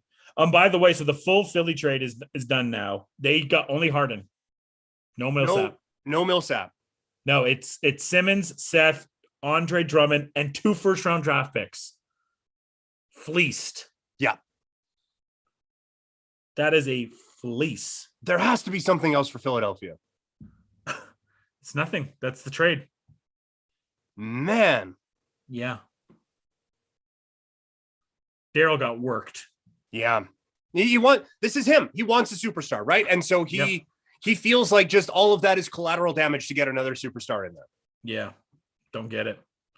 And like I said, they're right now working on a trade right now, still trying to get so they've offered those 2 first-round draft picks and Nick Claxton to the Pacers. Okay. I like, again, if the Pacers value draft picks, then maybe, but those are going to be 2 late first-round picks, right? If they're coming from Philadelphia, Philly, as much as we don't love this trade as much for Philly as we do for Brooklyn, that's still going to be pick like 25. Yeah. The Mavs idea coming in to this is apparently Dinwiddie is insurance if they lose Jalen Brunson, who's a restricted free agent this offseason. Okay. So that was their idea. Good insurance, though. It's like, hey, at least I have this 98 Buick if my BMW breaks down. Not that Jalen Brunson's a BMW, but you know what I mean? Like, it's like, I don't like that. That's the only way it makes sense to me, but that doesn't make sense to me, if that makes sense. Ryan Russillo had the tweet of the night, so of the afternoon so far. I've been like, I can't wait till Dinwiddie waves off Luka. Well, and like, we're worried about Kristaps, his give a shit meter on a like team that's a piece away from being a championship team. What the hell is he going to look like in Washington? He didn't want to be in New York. And he didn't want to then play with a generational player like Luka. And I don't know if in reality, there's a chance he may never play with Bradley Beal. Yep. Yeah. Like his second best player in reality may be Kyle Kuzma. I mean, odds are that would be the case, right? Like if you're Beal, what are you going back to and what are you going back for? And now like at this year now for the rest of the year, I think maybe what Washington might be banking on is, like you said, it's going to be Kristaps and it's going to to and then whatever is left over at Ish Smith. And what the depth chart of the Wizards really quickly. Yeah. RIP to whoever's trying to keep those in line today. But Jeez. like maybe your hope is that Kristaps just balls out for the last half of the year here as like, and you can kind of flip him in the offseason for, hey, look, you give this guy the ball, he can really do some damage for you. So take him, please. Like you're trying to recover his image a little bit because it desperately needs it. Maybe like that's the only thing I can think of. I really, aside from the floor spacing thing, I don't see why Dallas is doing it. I get wanting to set yourself up for next year, but you have a generational talent in Luka, and you only have, again, but you only have like definitively two teams that are clearly ahead of you right now in the West. And if you actually went out and got your team like somewhat better this year, you could put yourself. Why not offer that for Jeremy Grant then? At the end of the day, because if you did that for Jeremy Grant, we would have been like, oh shit, okay, damn. Mm-hmm. Yeah, and throw in whatever things you have to get Jeremy Grant, even if it is one of your expiring guys who you kind of like. For Jeremy Grant, like that at least helps. Like, so, oh my god, the depth chart for the Wizards, because they've traded both their point guards today in Aaron Holiday and Spencer Dinwiddie. So their point guard at this current moment is Royal Nieto, and then Joe Ajayi, the former Gonzaga great. Their shooting guard is Corey Kispert, another Gonzaga great. So they got last year's backcourt of technically probably the last year's backcourt of Gonzaga, Corey Kispert and Joe Ajayi. At two guard right now, it is KCP with about 10 minutes here. Like I said, we'll probably cut off about 110-ish here because there's always kind of something at the last second trickling in here. And then they have Kuz, and then I guess Kuz could even go to the 2, I guess. You can move KCP to the Kuz could go to the 3. You can put KCP there. So I guess your starting lineup could technically be KCP at the point guard, then Corey Kispert, then Kuz, then Denny Ajava, and then Porzingis. Well, I've probably watched my last Wizards game this year, so that's pretty great.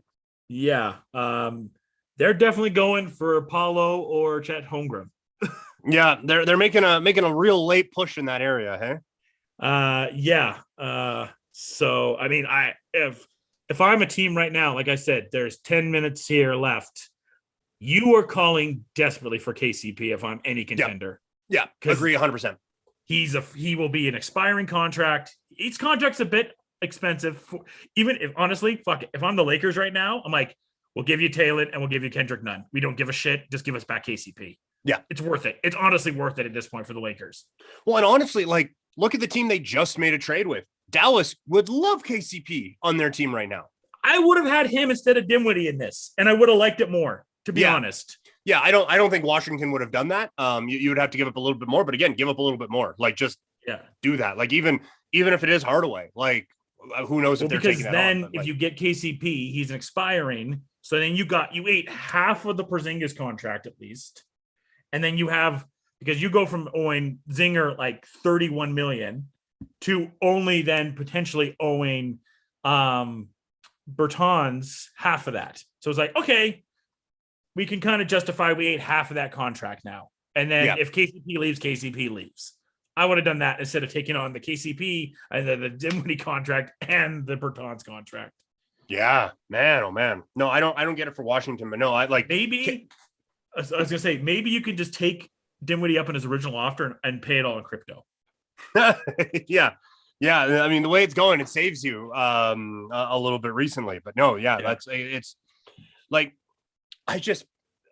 it frustrates me because I want Dallas to be good, right? Like I want Luka. We saw glimpses of playoff Luka last year, and I just want him to be in good situations, and I want to see him balling out in May and then potentially June. I want to see that happen, and it's not going to the way that they are currently set up here.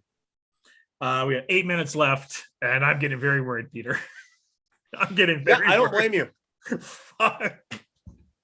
I just like unless it's Westbrook for Wall, and you're just like shifting one problem for another. Realistically, at this point, like, what are you doing?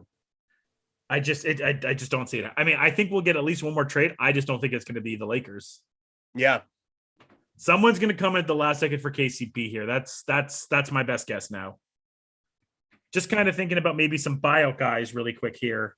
I guess it depends, like what teams. I mean, you're not going to really have anyone on the playoff teams. Obviously, I don't really know No. if there is a lot of buyout. Like Dragic, might be the Dragic. big. Yeah, that's the big one. Yeah, Dragic is probably it. The Magic wanted a first round pick for Robin Lopez, who I thought would be a big name that we have today. And if you're offering a first for that, then I guess I asked you as a Raptor fan, would you have rather have traded that first for Thad Young or No. for Robin Lopez? I'd much rather Thad Young. I'm much happier with the Thad Young there. Yeah, Robin Lopez could be a buyout guy. Yeah. Man, would the Knicks buy out Kemba? I think Kemba is definitely one potentially. I got to see what Kelly Olynyk's contract is because I think maybe he would be one. I don't see the Spurs buying out Richardson. No, I think they want to keep him. He seems like a Spurs player. Yeah. I don't know if there's as many as there because with the play-in, it changes things. Right. Yeah, maybe Bledsoe, but then he's not you're not getting Bledsoe for a playoff run. We've established that. No. By the way, Olynyk's on a 3-year deal, so he's not getting bought out at all. No. I mean, yeah, I don't really think there's a lot of buyout guys this year because I'm just looking at because at this point too, there's teams that are still trying to get into the play-in game, right? Like the main teams that we have that are tanking right now are Washington, Indiana, Orlando, Detroit, Houston, OKC. Those are the main teams I'm saying that are tanking, and Portland. Yeah. But the Spurs are still going for a playoff push. Sac's still going. Pellies are still going. God bless them. The Knicks are still trying to go for it. And yeah, I mean, in the East, it's really that final play-in spot now will come down to the Knicks, Atlanta, or Charlotte. I'm a little surprised nothing from Atlanta today. I don't know what they had to move, but I just thought that there would be something there from a team that kind of desperately needs it. They've been on a nice little roll here. Yeah. And they got to win against the Suns. So maybe they're just kind of thinking we have our mojo back. We don't need to do anything. I thought maybe, they would trade that Capella contract. Yeah. You had Kevin Herter's name moved around. I thought maybe Gallo could have been a name that was moved for them. They just got Kevin Knox. He would have been a pretty easy name for them to move as well. He's not getting any minutes off the bench. I'm just checking it out. He's got 11 then to 3 to 1. So nothing really for him at all. Yeah. So I'm a little bit surprised from them. I mean, I think in some ways it's been a great trade deadline because we have had a lot of big moves, a lot of the names that we thought would get moved. And that doesn't always happen. Yeah. Last year, we waited to the last second for Kyle to get moved and he never did. Yeah. And this year, I mean, I guess the only big thing that didn't happen is it looks like the Lakers didn't do anything. And we thought maybe the Lakers would be very, very active. And I just think it's a situation of you don't have anything teams want. Yeah, that's the thing. And that's they got rid of everything they wanted or that anyone would have wanted in the Westbrook move, right? So now you're kind of just stuck there. Also, because I said I would do it with every move, I do have to ask this Dallas-Washington trade. Either of those sides you would have done for Russell? Would you? We might have a trade. We might have a trade. Okay, I'll shut up. The Lakers are working on a trade at the last second with the Magic for Terrence Ross.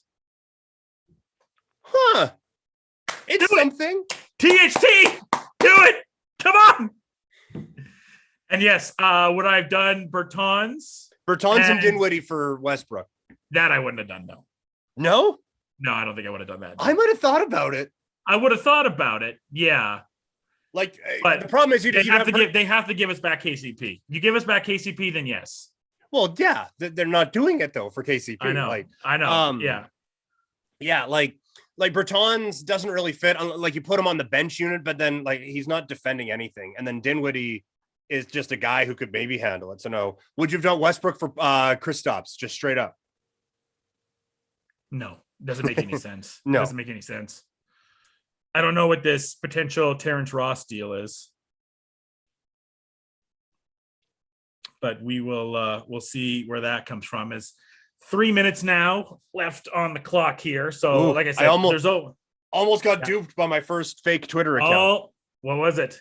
A fake Chris Haynes account tweeted that it was Chris Boucher and Malachi Flynn to Houston for Eric Gordon, Daniel Tyson a second.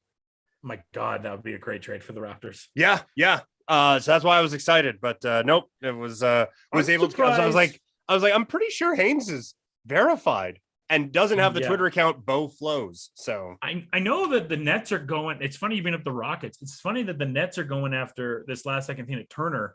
Why not try to go get Christian Wood? yeah, you hear some not great locker room stuff. Like he might Yeah. be he might be like good stats, bad team kind of a guy. Yeah, and I guess you don't want to deal with that with having. I mean, it at the end of the day, this locker room now is going to have Ben Simmons and Kyrie Irving in it. So Nash as a coach is going to be tested, Yeah, and Durant as a leader is going to be tested. very much so. Yeah, very, very, very much so. And yeah, I mean, for Brooklyn, like, I don't want Kyrie to get a ring, but I don't hate Durant. I like Durant a lot, and I like Blake, and I like LMA. So if they get rings, I'm cool with. I don't even hate Ben. I feel bad for Ben, but I also don't like what Ben did. I'm mixed on how I feel about Ben Simmons right now. Yeah, I like Seth a lot. I think I established that on this show, so I'd be happy for him. But yeah, I want Durant to win on a team where he's clearly the best player, you know. And it's like the thing is, he did that already. But no one gives him credit for it because it's not. You don't think of Golden State as Durant's team. It was Steph Curry's team, even though Durant outplayed LeBron in the NBA Finals on multiple occasions. I don't think he gets the credit he deserves for that. Yeah. So we have technically a minute left. Like I said, we'll give it 10 minutes or so to do the overrun because there's always kind of stuff spurting out after. And then, we might even just talk about, well, we're hitting this mark because I think we've kind of all talked trade out. We can kind of just hit in a few side sparts here for the normal rundown, maybe even. We got a Daniel Tice to the Celtics. Back to Boston. We'll see what they're giving up. Boston's active today. Yeah. I don't know if I fully understand that. Yeah, like you already got Williams. I guess like they're giving. I bet you they give up Aaron Naismith. Yeah, just fully punt on the last like 5 years of their drafts. Yeah. I'm very interested on the Boston side to hear Simmons' thoughts because I don't like that Spurs deal at all. Derek White's fine, but I don't like that Spurs deal at all for them.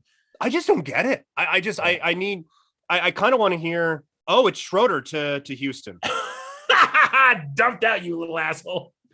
Bye. That's a weird trade. I don't know what is Boston doing. That's a dumb trade. Yeah, like who? I guess what? I don't know what Houston's doing either. What use do you have for a Dennis Schroeder? Like he'll get bought out. I guess. Yeah, that I guess. Like, are they getting a second round pick out of this? There's been some trades today. I'm just like, huh? Yeah, there's a few where it's like, okay, let's get more. Oh, that was it? Okay, then. Like there was nothing. I don't really understand that one for them. Like, I'm just going to look at the Houston. Actually, I want to look at the Boston depth chart right now because the Celtics are one of my losers of the trade deadline. Yeah, like I guess you have Derek White who can go into that like backup point guard role. I guess that's probably what they're thinking. Yeah. So right now ESPN has their depth chart as Marcus Smart, Derek White, Jalen, Jason, and Time Lord. Okay, so you move Horford to the bench. You have Horford on the bench, and then Grant Williams, and then Naismith is there. Schroeder will be bought out. I can't imagine why he wouldn't be. Yeah. Because there's no reason for Houston to have him. They have no depth now at all that I like anyway. And not that they did before. The Celtics? Yeah. Yeah. I mean, like, we're going to dump that Horford contract anywhere, obviously. Unless Pritchard and Nesmith are players who just like emerge out of nowhere as giant monsters. Like their depth is bad and their starters are Yeah, I don't really. Boston's been weird today. Yeah. Like Derek White's a good player. Don't get me wrong. But like I thought Richardson was kind of fitting a good mold for them. And they just kind of swapped out and like, oh, let's go with Derek White. Like I just don't kind of get that trade for Boston though, because at least Schroeder as your backup point guard, you know, and I have my frustrations with him as a Laker fan in the past, but at least, you know, he's a good defensive guard and he can come off the bench and score. And now potentially he could get cut and go to Philly. Mm-hmm. Yeah, and I wonder, like, Dallas could be another spot for him. Like, Mm-hmm. Whichever one of those two loses out on Dragic, Schroeder's a nice kind of follow-up plan to that. Yeah. I don't like Boston's day at all. Jeremy Grant not getting traded. No, he's not getting traded. We both got the Shams alerts on, hey? Yeah, we got the Shams alert. Shams wins the day. Shams is a winner. Yes. He beat Woj. He won free agency this past year. And I think he got the draft too, didn't he? You got the draft too. So Shams is kind of owning Woj right now. Yeah. Shams bombs instead of Woj bombs. Mm-hmm. Let me just kind of go on my timeline here. So he lost the Tice trade. Oh no. He didn't win that. He didn't win that one. He murdered the Porzingis one. Like he was way ahead of that. He was like 2 minutes ahead of Woj on that one. And then the Trez trade he won. He won the James Harden trade by like a good 3 minutes. He won every trade today almost. He won the Josh Richardson trade too. Wow. Yeah, he's almost won every single trade today. It seems like Shams did. So we're now officially past, but trades have trickled in for a while after. Yeah. It's funny. Pierre LeBrun just dropping just a casual, hey, if the Flames can't re-sign Johnny Gaudreau, maybe he'll go to Montreal. Just I saw that random thought. Like, so that's not going to create panic here over the next 48 because hours. Him and there's a connection to his Martin St. Louis apparently as well. Yeah. Some kind of, I'm trying to pull up the tweet here really quick. I have a lot of basketball ones in the Houston also gets Ennis Freedom. Oh, that makes sense. Like that's the spot that he's taking. That Tice is taking is the Freedom one. So wait a minute. You're gonna trade Dennis Schroeder for Dennis Schroeder and Ennis Freedom and Bruno Fernando, and the Lakers officially have no deal. God, Woj. That's the worst Woj bomb of the day. Yeah. But the Celtics, they traded all those guys just for Daniel Tice. They must have really missed him. Yeah. I don't get that one at all, because it's not like that Celtics team does get pushed around, but it's not like they didn't with Tice on them last year. Just the quick pivot to hockey. Pierre LeBrun's tweet 5 minutes ago, just an idle thought. If for whatever reason Johnny Gaudreau doesn't re-sign in Calgary and hits the UFA market July 13, his agent Louis Gross was also Marty St. Louis' agent, and so St. Louis was a player Gaudreau looked up to growing up. Like I said, just an idle thought. As if he's just throwing that out there and no one's going to react to that. Man. Lakers, hey? I need a second. Oh my God. So I will not they'd be do surprised. Something stupid today. I didn't think they would do nothing today. I would expect, like I said, now in the next hour or so, that Frank Vogel will be fired. That's the Laker news today, I believe. Man. And they want to focus on the buyout market, but they have to cut people. So who are you going to cut? Who are you going to cut? I mean, yeah, we can name I would cut Avery Bradley tomorrow. Who aren't you cutting, right? Like there isn't, as we talked about today, like there's no one anyone would want, right? So the only players on that team I would not want to cut, obviously, other than the obvious ones of Braun and AD, and Westbrook is not happening. Malik Monk, obviously, no chance I would cut him, because got Malik Monk, everyone's going to be all over him. Stanley Johnson, I just don't think that's going to happen. Although, like, he is kind of regressed down to, I think, what the Raptors saw a few years ago. Yeah. And then I wouldn't cut Wayne Ellington, because I thought he showed a few good things yesterday. And I think that's a guy that if he went in the buyout market, a lot of teams would want Wayne Ellington. Other than that, I don't care. Yeah, maybe Bazemore. Man, I am waived. I'm really surprised the Lakers aren't doing anything. Same thing with the Knicks. And unless that, like, we haven't seen the Knicks aren't doing anything. No, Woj officially no deals for the Knicks. Oh, okay. Yeah. Oh, yeah. There you go. 22 seconds ago. Wow. The Knicks and the so two things happened. The Knicks and the deal, the Laker deal with the Magic fell apart because of reasons, and the Knicks and the Lakers were about to do a trade, and then that fell apart. So yeah, they tried and they failed. So yeah, it's that's the trade deadline. We're gonna break this into two pieces. We'll do the Super Bowl side and the other side of this, but just quickly, your winners and your losers today, Peter. The big winner is Brooklyn. Like Yes. other teams did well. Brooklyn got themselves closer to a championship today with what they did. I love Seth Curry's involvement in that trade. Andre Drummond, as we talked about before, fills the need for that team as well. And then Ben Simmons, if he can do anything, this Brooklyn team is a juggernaut. In terms of other teams that get a win, just for the trade season in general, I'll say the Pacers. I think they did exceptionally well with their blowing up of everything. And now that they're a team that I think going into next year is a bit of a fascinating one. So those are the two just at first reaction that are the winners of the day for me. Yeah, I got Pacers. I got Brooklyn. I give the Raptors a win. They got rid of a guy that they would have had to buy out, and they got something out of it. Yeah. Yes, they lose a first round pick, but I even think Drew Eubanks is going to be able to help them a little bit as well. Just a guy that can bang in the paint a little bit. They didn't have to give up anyone. If I'm a Malachi Flynn fan, I'm a little happy today because that's another day that he gets to eat with the Raptors, and maybe he has now time to maybe go to the playoffs and maybe grow, but it hasn't really worked for Malachi.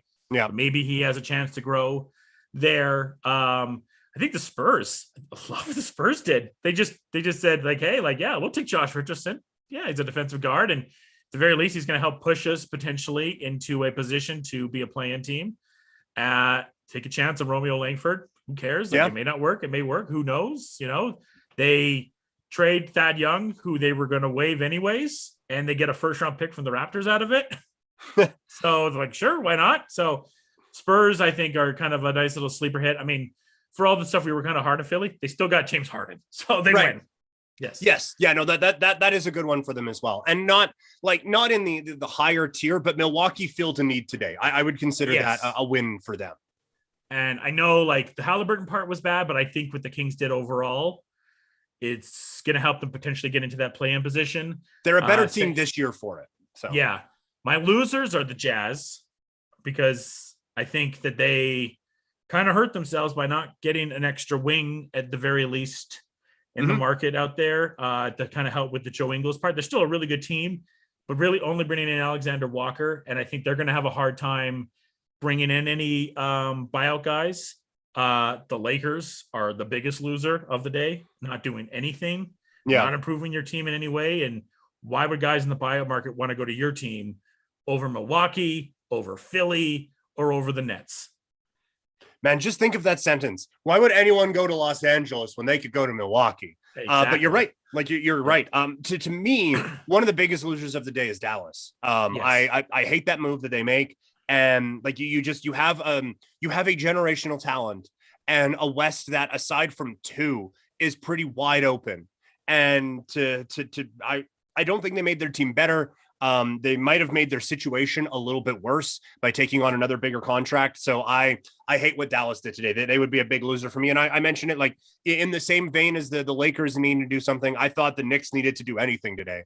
And the fact that they just kind of stood pat, at least it's not desperation Knicks that we've seen a few times in making dumb moves, but it needed to be something today. And the fact that it's nothing was very surprising to me. Yeah, I agree with Dallas, and I think the Wizards are a loser. Yeah. Because I don't know what is this team? Right, like what are you holding on to these guys for? Like you gave up you traded Aaron Holiday for nothing, really. It doesn't seem like. I'm just trying to see what the full Aaron Holiday. Yeah, that one kind of got lost in cash. shuffle. It was cash. They traded Aaron Holiday. They sold cash. Aaron Holiday. So they sold Aaron Holiday, which I think was stupid. You got Ish Smith, who will be gone next year, and Vernon Carey, former Duke player. It's fine, but I think you could have got more from Trez from a desperate team, and you didn't really get anything there. You're just really hoping that Porzingis does something, but you're trying to your job this offseason is to sell Bradley Beal to stay in Washington. Yeah, and I don't think you did a good job with the pieces that you got today. No, or accept that Bradley Beal isn't going to stay and try to set yourself up for next year, which they didn't do either. Like they can't trade him now. He has the choice what he wants to do now. He can leave for nothing. Yep. And like you didn't put yourself in a spot where, okay, if he leads, this is what we were pivoting to for our rebuild. Like right now it's Kuzma and Kristaps, and that's not a great spot to be in. The Rockets have waived Enes Freedom.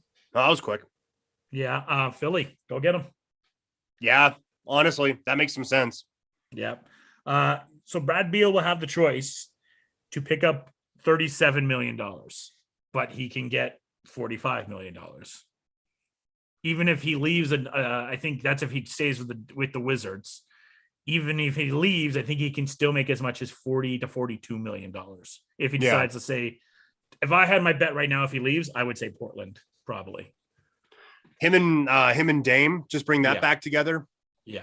Not bad. Like him, Dame, and Hart. Like that's with Nurkic still there. But you're starting something at least. Anthony Simons. Yeah, it's not terrible. Yeah, I think that the Wizards did today was disastrous. Yeah, it's a bad day for them. Because you can look at the Pacers' future side. You can look at, let's say, like some of the teams that kind of built around the hedges, right? Yeah. I can see what the Pacers' future is. It looks great. The Kings, I can see what the Kings' future is. The Spurs, I can see what the Spurs are trying to do moving around the hedges. And more particular with the Pacers, a team that dumped Karis LeVert and Domantas Sabonis. These guys, the Wizard, like you're going to a season next year potentially, and maybe they get lucky, they win the lottery and they get Paul over Chet and everything's hunky-dory all of a sudden. Right. But at this point right now, you don't have those odds. And you're looking at a team that your selling point is Porzingis, who 4 years ago, sure. But now I don't know. And Kyle Kuzma. Yikes. Yeah. No, they are not in a good spot right now. And they did nothing to, I guess, kind of solidify that going forward. I don't like that. I don't like it from their perspective a whole lot. You're right. I wonder if they buy out KCP at all, maybe. Man, you'd think you could have got, like, if you're going to not have him on your team, I know. You would have thought there would have been something here at the end of the deadline. Yeah, I mean, and if I, as a Laker fan, I would say if I'm a Laker fan, as a Laker fan, I'm hoping they buy out KCP, and I'm doing everything to talk him to coming back to LA. Yeah. That is as much as you can offer him for 1 year contract for KCP. You do that one. If he does get bought out, the sneaky sleeper team for him is the Hawks. He's an Atlanta native. He went to Georgia. And before he re-signed with the Lakers, he almost went to Atlanta because he wanted to be back in Georgia. I don't think he would, but I would love him on the Raptors. Oh God, he's such a Raptor. Yeah, he totally is. Yeah. So yeah, it's an interesting deadline. It is a little surprised. Nothing real from Denver, I guess. Mm-hmm. But again, like their big thing is maybe Jamal Murray comes back in a month.